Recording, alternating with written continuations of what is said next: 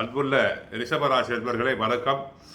ராசியில் குரு, 2 செவ்வாய், 5 கேது பகவான் இருக்கிறார். 10 சனி, லாபஸ்தானத்தில் சூரியன், புதன், சுக்கிரன், ராகு இருக்கின்றனர். ராசிக்கு அதிபதி சுக்கிரன், சூரியன், ராகு, புதன் சேர்க்கை பெற்று லாபஸ்தானமான 11ஆம் வீட்டில் சஞ்சாரம் செய்வது மிகப்பெரிய நல்ல அமைப்பு. பல வரவுகள் அதிகமாக இருக்கும். மிக சந்தோஷப்படுவீர்கள். பெரிய பெரிய மனிதர்களுடைய நட்புறவுகள் தங்களுக்கு கிடைக்கும். உங்களின் கடன் தொல்லைகள் சற்று குறையக்கூடிய நேரம் இது. கணவன் மனைவி இடையே இருந்த தேவையில்லாத மனக்கசப்புகள் அனைத்தும் குறையலாம். செவ்வாய் 2 இருப்பதால் முன் கோபத்தை சற்று குறைத்துக் கொள்ளுங்கள். படபடப்பென பேச வேண்டாம். உடல் நிலையில் பிரஷரை செக்அப் செய்து கொள்வது நல்லது. தொழில் வியாபாரத்தில் போட்ட முதலை தாராளமாக இருக்கலாம். வேலையாட்கள் ஒத்துழைப்பு சிறப்பாக இருக்கும். கூட்டாளிகளை அனுசரித்து செல்ல வேண்டும். உத்தியோகத்தில் இருப்பவர்களுக்கு எதிர்பார்த்த பதவி உயர்வு, இடமாற்றம் கிடைக்கலாம்.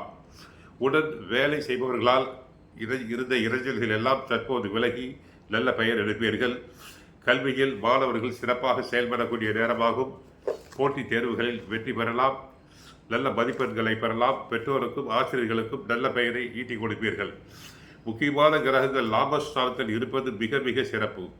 ராசிநாதன் சுக்கிரன் உச்சமாக இருக்கிறார். ராசியில் குரு இருக்கிறார். சில சமயம் பரிவர்த்தனை யோகம் என்றலாம். ஏனென்றால் குரு வீட்டில் சுக்கிரன், சுக்கிரன் வீட்டில் குரு இருக்கிறார்கள். எனவே இந்த வாரம் மிக நன்றாகவே இருக்கும். எதிர்பார்த்த காரியங்கள் தடையில்லாமல் தாமதம் இல்லாமல் நடக்கலாம். நிதி நிலைமை நன்றாக இருக்கும். லாபஸ்தானத்தில் இருக்கும் ராகு சுக்கிரனுடைய பலனை அதிகரித்து தருவார். கலைஞர்களுக்கு நல்ல வாய்ப்புகள், புதிய ஒப்பந்தங்கள் கிடைக்கும்.